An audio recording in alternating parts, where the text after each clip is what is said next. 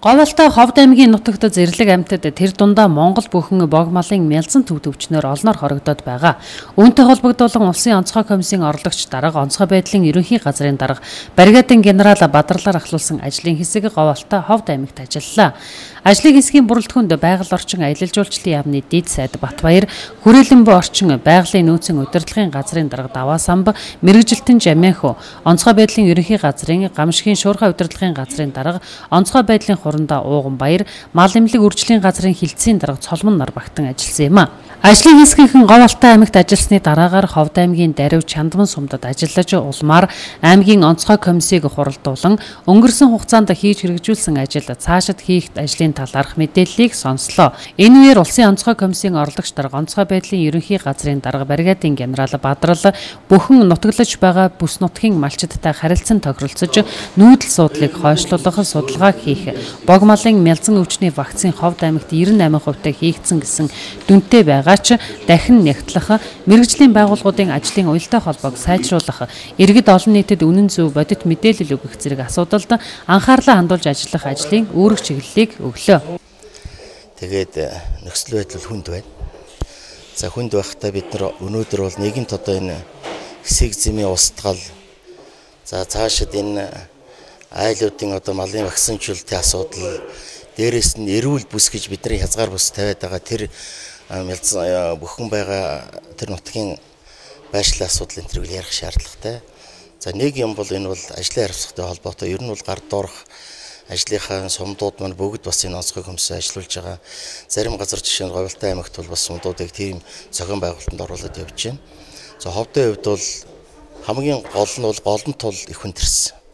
Энэ цаашдаа үргэлжлэх шинжтэй байна.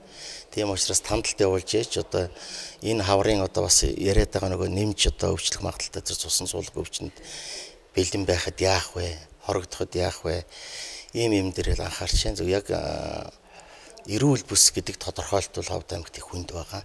Тэр цөөхөн одоо бүхэн шинэ бол тэр дөргөнд байгаа тэр байгалийнхаа өөрийн одоо тэр колцонд байгаа тэр 22 бүхэн ямар байх вэ, тэр 40 ямар байх вэ гэдгийг бид нэр эргэж таналтаараа очиж дахиж одоо шинжилж ээж, илдэс авч ээж амьд дээр нь бас бид нэр авах хэрэгтэй гэж бодож байна. Амьдаас нь тэгж жагаад энэ хүл амьдын ялгааг л салгах хэрэгтэй байна гэж ингэж ойлгож байна. Монгол улсад 13-аас 14 мянган бүхэн бий гэсэн судалгаа бий. Тэгвэл 2017 оны 2 дугаар сарын 3-ны байдлаар Ховд аймгийн Чандман сумын Тахилт баг, Баян хайрхан багийн нутаг дэвсгэрт 578 бүхэн, Дарив сумын Мөнгөн аяга булаг, Мөрөн багийн Элсэн тохой, Тайны тохой, Хонгор толгой орчимд 1031, нийтдээ 1609 толгой бүхэн 22 хар зүйлтийн сэг зэмд устгал хийжээ.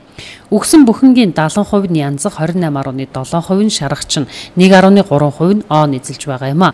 Байгалийн нэн ховор ан амтан болох бүхэнгийн хорогдлын өнөөгийн нөхцөл байдалтай орон нутгийн удирдлагууд мэрэгжлийн байгууллагууд нэг биш удаа газар дээр нь танилцаж зохих арга хэмжээг авч ажилласан ч цаашдаа мэрэгжлийн байгууллагуудын ажлын уялдаа холбоог сайжруулж улам илүү сайн анхаарч ажиллах шаардлага байгааг ажлын хэсгийнхэн хэлж байна. Ер нь бол харж яхад бол нэг хэдэн төгрөг дээрээс хуваарлна гэхээр за энэ манай тийм хэрэгтэй, манай тийм хэрэг. Явж бүхэнгөө бид нар хамгаалах тухай ярьж байгаа. За малчид маань хүртэл мал үхэн иргэдээ энэ шилжилт хөдөлгөөний зохицуулахгүй бол бас болохгүй байна. Яг үндэ нэг хотноос нэг хавтгаа дээр л бид нар энэ бүхэн амьдраад ирлээ. Яг бүхэн маань юунаас өвчлсөн бэ гэхээр мэдээж хүн байгаа цаана. Энэ бол баргаж малчид гэж баргаж хэлж болохоор. Тэгэхдээ энэ малчидаас бид нар Ховд аймгийн хувьд вакцинжуулалт явагдсан байхад яагаад гараад ивнэ гэдэг нь бас их сонирн байгаа. Үхэл бол ерөөхдөө энэ Ховдоос хойноосоо Чандамнаас аврагшаа Говьалтай чиглэл рүү тэр Говьалтай тэр одоо Шарган говь дээр бид нар бол хязгаарлалт хийсэн байгаа. Тэр хооронд л явагдаж байна. Тэгэхээр бид нар бол тандал судалгаа болон үргэлжлүүлэх. За дараагийн гадны нөхдүүдийн бас шинжилгээнүүд ирнэ. Гадагшаа бас шинжилгээ, наривчлсан шинжилгээ явуулсан байгаа. Мялзан төсөл гэж байгаа боловч яг үнэндээ эмнэлзэн шинжилгээ адилхан байгаа боловч бид нар бас наривчлал тэр юу байхыг бид мэдэхгүй.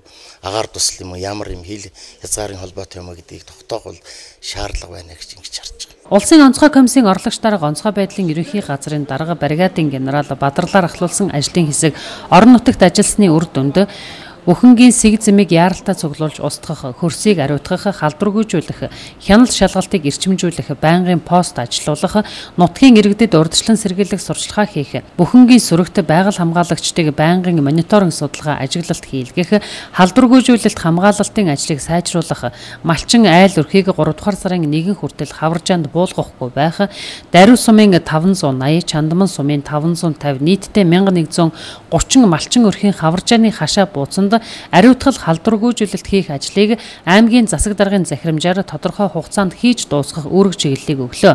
Ажлын хэсэг орон нутагт ажилласан талаараа болон нөхцөл байдлын талаар Монгол Улсын засгийн газрын хуралдаанд танилцуулахар боллоо.